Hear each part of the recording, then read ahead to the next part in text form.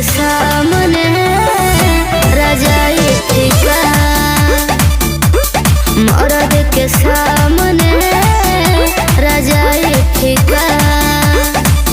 रात भर प्यार करे लेके ठिका, मर्द के सामने रजाई फीका, मर्द के सामने रजाई फीका।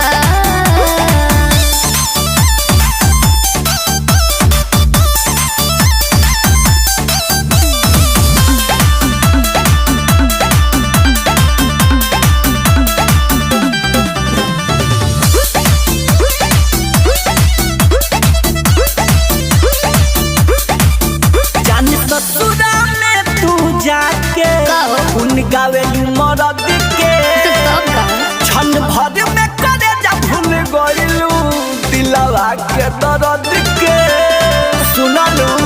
अरे ना कुछ नहीं कहे बाबू हमारा बोलमुआ के आगे, कोइल सब प्यार तोहार आगे उनका न लागे, बुझल।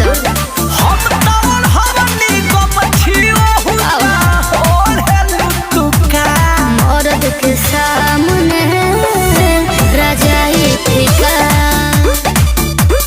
मर्द के सामने रजाई फीका,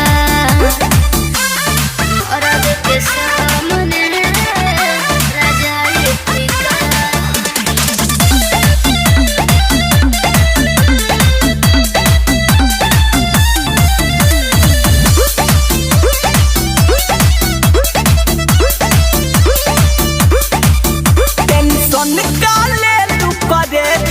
हमरो मौगी आई सती के तू जैसे सुतेलू ओही तोरे सुताई।